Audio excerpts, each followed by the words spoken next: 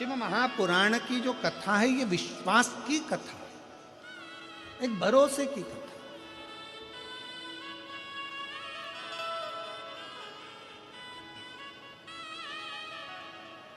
आप जितना जितना भरोसे के साथ शिव महापुराण की कथा को श्रवण कर रहे हो, कितना 2 क्षण मात्र देवराज नाम के ब्राह्मण ने केवल 2 क्षण की शिवपुराण की कथा सुनी थी, केवल 2 क्षण। ब्राह्मण कुल में जन्मा था, ब्राह्मण के घर में जन्मा था, पर ब्राह्मण कर्म नहीं कर पाया था देवराज।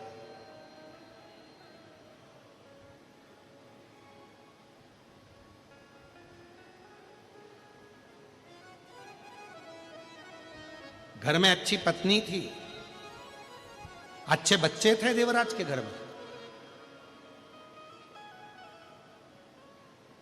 पर एक पर स्त्री का संग मिल गया उसको।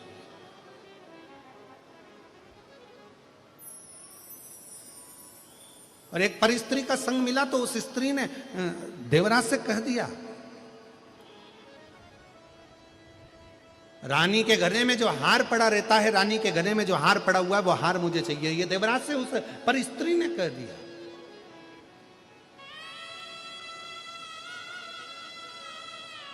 एक गलत नारी का संग व्यक्ति की जिंदगी तो बर्बाद करता ही करता है, पर साथ में उसके अपनी पत्नी और अपने बच्चों को रोने के लिए भी छोड़ देता है।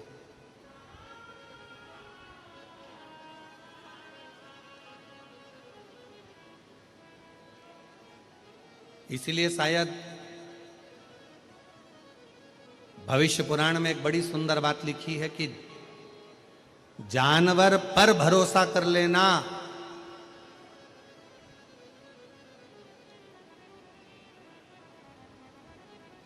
सांप के जहरीले दांत निकाल लिए जाएं तो सांप पर भरोसा कर लेना।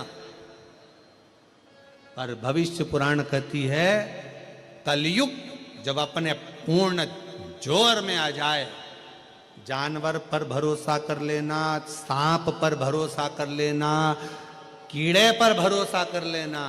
पर भविष्य पुराण कहती है जब घोर कलयुग आएगा तब इंसान पर भरोसा करना सबसे कठिन काम हो जाएगा, क्योंकि मनुष्य भरोसे के लायक ही नहीं बचे।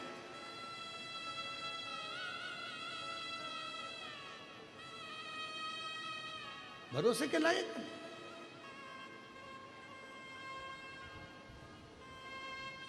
हर व्यक्ति ये सोच में बैठा है, बस वो कहते हैं ना महाराज, पतंग जितनी ऊंची ऊंचाई पर उड़ती है ना, यहां उड़ाते हैं कि नहीं उड़ाते हैदराबाद में मकर संक्रांति पर? अरे जम के तो बोलो जरा, उड़ाते हैं उड़ाते हैं। हाँ, पतंग जितनी ऊंचाई पर उड़ती है, आसपास की बिल्डिंग के जितने लोग रहते हैं उस पतंग को काटने की तैयारी में लग जाते हैं। पतंग जितनी ऊंची रहेगी उसको काटने वालों की संख्या उतनी ज्यादा रहेगी। उसी तरह मनुष्य जितनी ऊंचाइयों पर बढ़ता चले जाएगा उसको काटने वाले भी तैयारी में बैठे रहते हैं कि कैसे काटना, कैसे काटना। एक पतंग उधर से आ रही है काटने वाली, एक इधर से आ रही है, एक इधर से, एक उधर से, और वो हवा में उड़ती चली जा रही। और भोले मैं तेरी पतंग, शंभू मैं तेरी पतंग, हवा बिच उड़ती जावागी। पर आस पास की बिल्डिंग वालों को यह नहीं मालूम है कि पतंग किसके हाथ में है।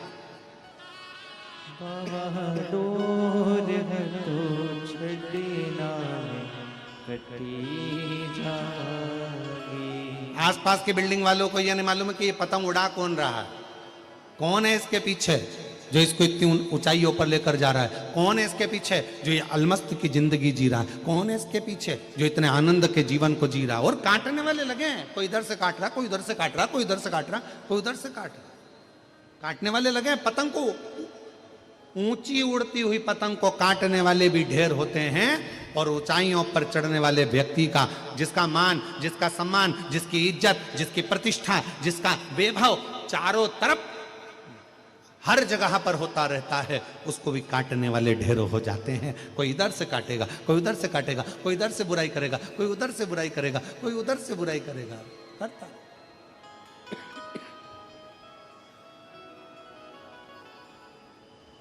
और भोले मैं तेरी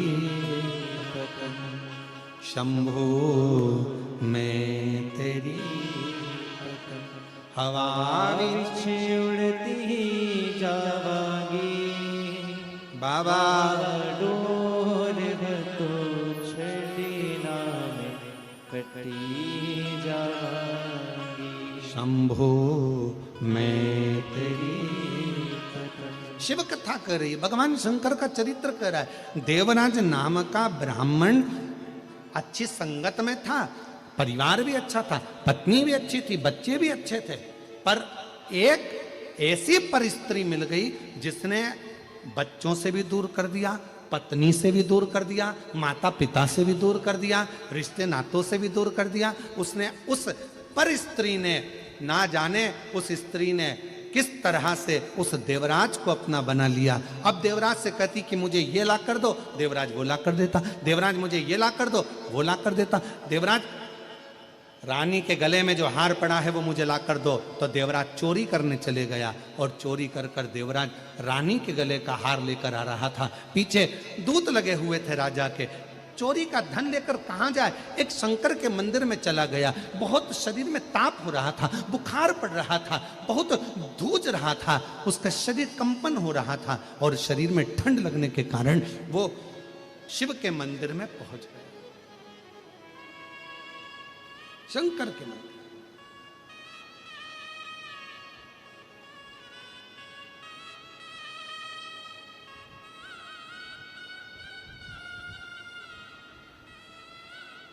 शिव मंदिर में जैसे ही जाकर बैठा, उसको नहीं मालूम था कि यहां पर शिव महापुराण की कथा चल रही है।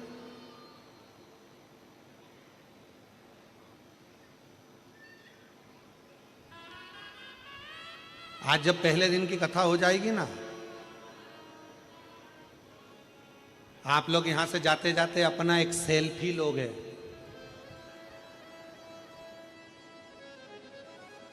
और फिर स्टेटस पे लगाओगे शिव महापुराण की कथा अपने भाग्यनगर में शमशाबाद में प्रारंभ हुई। भूतड़ा परिवार मुख्य यजमान और भाग्यनगर का भाग्य चेत गया, स्टेटस लगाया। और तो जैसे स्टेटस 4 लोग देखेंगे तो उसने क्या तूने बताया नहीं, बस सीहोर वाला महाराज आया था, कथा चल रही है। अब इतनी दूर सीहोर तो नहीं जा सकते, ना जाने कहाँ कहाँ कथा होती है, इतनी इतनी दूर नहीं जा सकते, पर अपने शमशाबाद में, अपने हैदराबाद में हो रही है, मालूम नहीं पड़ा। और आज पहला दिन निकल गया।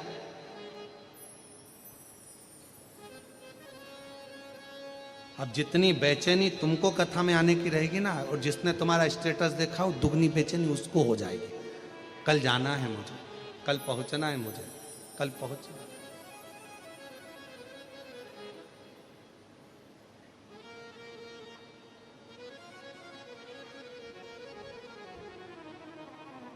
अच्छा, ऐसा नहीं है कि बेचैनी तुमको नहीं हुई। जिस दिन से तुम लोगों ने सुना होगा ना कि हैदराबाद में कथा हो रही है ना, उस दिन से तैयारी चालू हो गई होगी तुम्हारी, पक्का है तो। एकदम तैयारियां। ये भूतड़ा परिवार तो अपनी तैयारी कर ही रहा था कथा की, पर उससे ज्यादा तैयारी तुम्हारी चल रही होगी।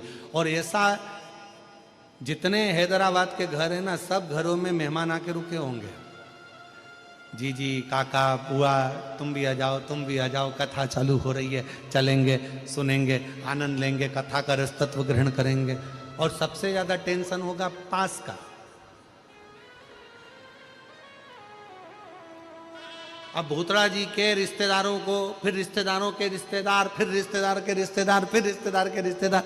क्यों, तुम्हारी पहचान है क्या? हाँ, आपने तो बाजू में, बिल्कुल बाजू में। अच्छा ठीक है, जरा देखो ना पास वगैरह मिल जाए। और मिल तो गया, पर आना था 5 नंबर गेट पे और पानी भरा गया गेट पे, 5 हाथ में। अब वहां जाके बोल रही 5 नंबर तो यही है, अंदर जाना है। अब वहां पर कह दिया पानी भरा, कीचड़ बहुत हो रहा है, नहीं जा सकती। अब 5 नंबर का 5-7 नंबर वाले झेलेंगे नहीं, जाऊं किधर? फिर मन में आया, आ तो गई हूं, हम तो बाबा के भरोसे चलते हैं, हम तो बाबा के भरोसे चलते हैं। ये दुनिया वाले जलते हैं, ये दुनिया वाले जलते हैं। हम तो बाबा के भरोसे चलते हैं, हम तो बाबा के। व्यासपीठ और अपन सभी की आवाज देवाधिदेव महादेव तक दिल से प्रार्थना करें।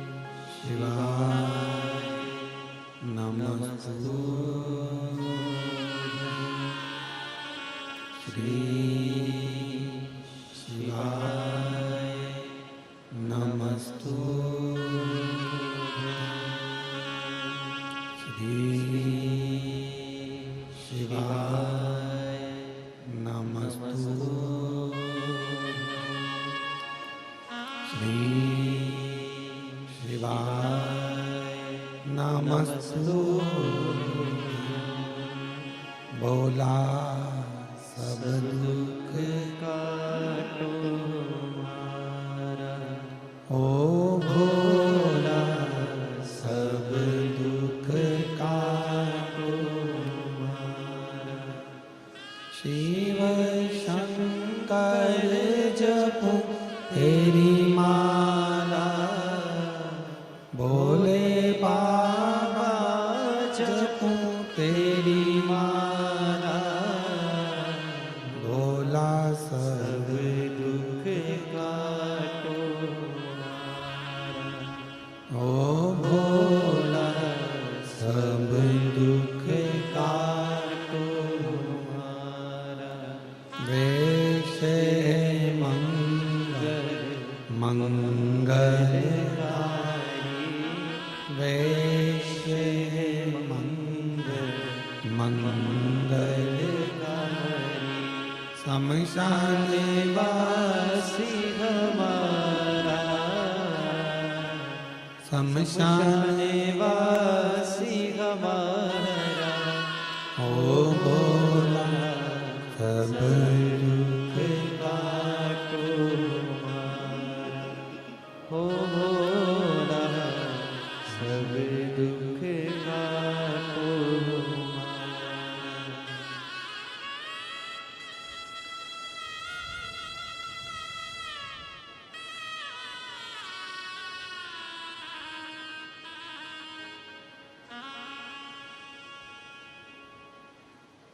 बाबा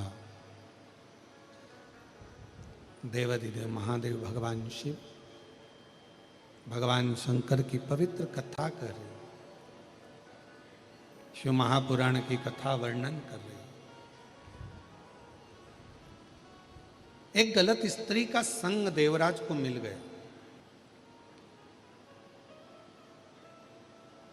और उस संग ने देवराज का पूरा जीवन बिगाड़ दिया।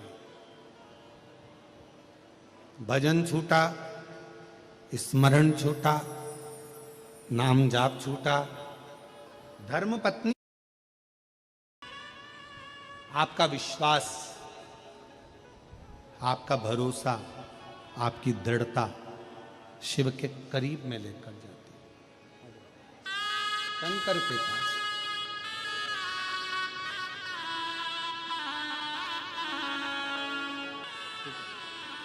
रोते नहीं, खुश होकर जाओ। तो बाबा दे दिया झोली भर कर, क्या सोचे।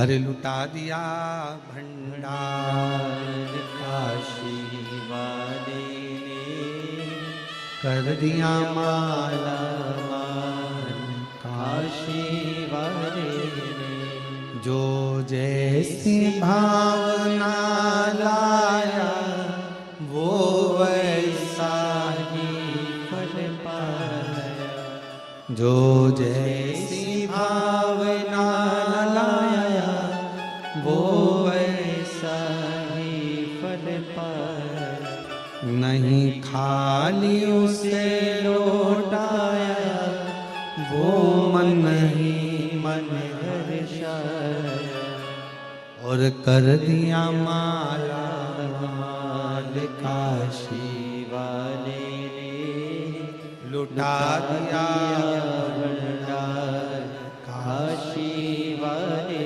ने जो जिस कामना से आया, जिस भाव से आया।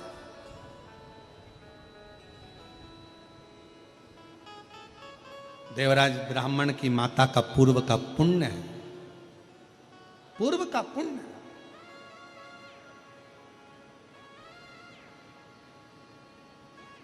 और फिर निवेदन करें हमारे पूर्व का पुण्य हमको यहां तक लेकर आए।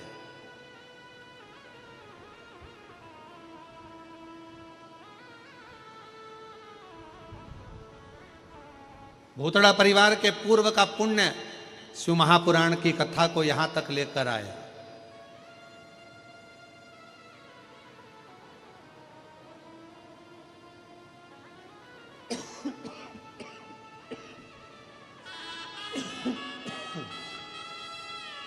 कोई पूर्व का पुण्य।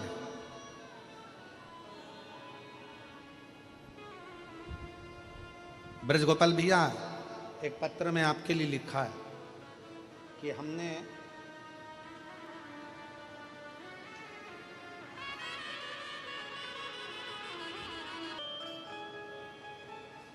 कभी सोचा ही नहीं था। पत्र लिखा है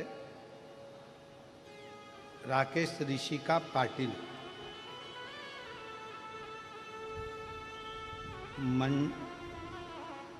पाटिल हंगर गंगा मंडल पोन गल जिला निजामाबाद तेलंगाना से है।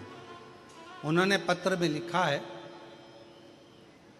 हमने हैदराबाद में कभी सोचा नहीं था कि तेलंगाना में शिव महापुराण की कथा श्रवण करने को मिलेगी, पर हम ब्रजगोपाल जी भूतड़ा जी को धन्यवाद देते हैं जिनके माध्यम से ये कथा सुनी।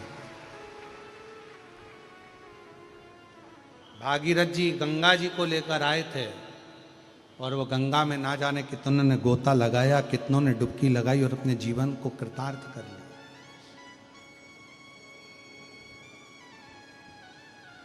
और ये आपके माता पिता की पुण्याई से ये गंगा शिव महापुराण की आप लेकर आ गए। ना जाने कितने कितने जो तरस रहे थे शिव पुराण की कथा को कि कभी पंडाल में बैठेंगे, कभी पंडाल की मिट्टी को अपने मस्तक पर चढ़ाएंगे। दुनिया में केवल एक पंडाल है शिव महापुराण का जिसकी मिट्टी को भी लोग मस्तक पर चढ़ाते हैं और बड़ी से बड़ी बीमारी से छूट कर जाते हैं। ये दुनिया का केवल एक पंडाल है शिव महापुराण का, जहां लोग कथा श्रवण करने के साथ में वहां की मिट्टी को भी सिर चढ़ाने के लिए आते हैं।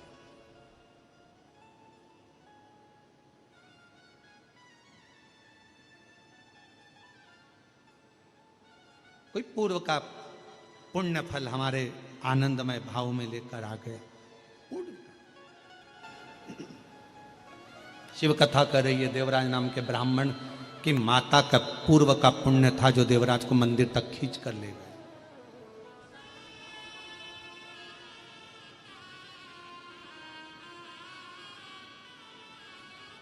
मंदिर तक गए, शिव पुराण की कथा चल रही थी। 2 क्षण कान में चली गई वो शिव महापुराण की कथा। शरीर में ताप पड़ रहा था। देवराज को लगा कि महाराज जी तो कथा में हर हर महादेव चिल्ला रहे, उनको गुस्सा आ गया क्योंकि सिर चढ़ रहा था, बुखार आ रहा था, शरीर में कष्ट था। जब शरीर में रोग होता है, कष्ट होता है, तो भगवान का भजन नहीं सुहाता।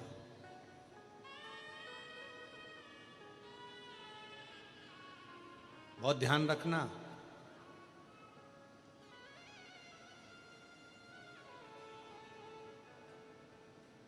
शरीर में रोग होगा तो भोजन छूट जाएगा, मन में रोग होगा तो भजन छूट जाएगा। थोड़ा सावधानी रखना। शरीर में रोग बढ़ा, शरीर में ताप बढ़ा, शरीर में रोग बढ़ा तो भोजन छूट जाएगा, भोजन नहीं पाएगा। आज मेरा मन नहीं कर रहा भोजन का, भूख नहीं लग रही डॉक्टर साहब, भोजन नहीं भा रहा, मेरे को समझ में नहीं आ रहा। इतना अच्छा भोजन घर में बनता है पर मेरे को भूख नहीं लगती, भोजन नहीं भाता, मुझे भोजन अच्छा नहीं लग रहा। शरीर में रोग बढ़ा, भोजन छूट गया। मन में रोग बढ़ा, मन में कौन सा रोग? तो कहा अहंकार का रोग, अभिमत्ता का रोग, अहमता का रोग, लोभ का रोग, तृष्णा का रोग।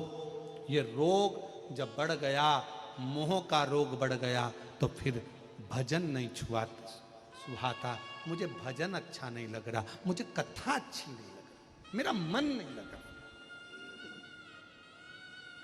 मन नहीं लग रहा। ये रोग है, लग गया शरीर।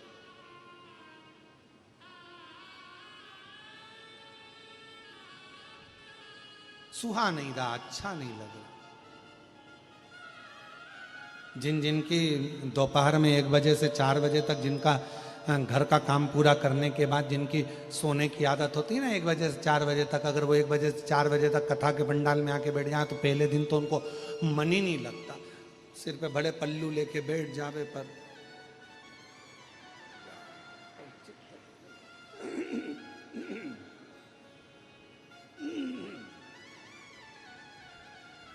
क्योंकि वो 1 बजे से 4 बजे तक उनका सोने का समय, उस समय पे निंद्रा देवी इनके बिल्कुल टाइम पे आ जाती थी। बर्तन वर्तन मांज के रखे, साफ हुआ, घर किचन सब साफ करके बच्चों को स्कूल भेज कर पति गया ऑफिस, इन्होंने थोड़ी देर चलाया मोबाइल और उसके बाद मोबाइल चला के फिर धीरे से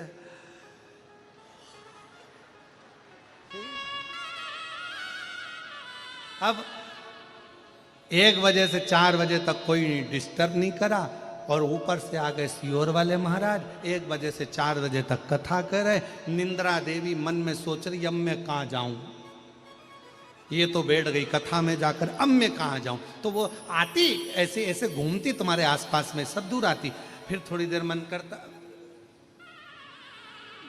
फिर मन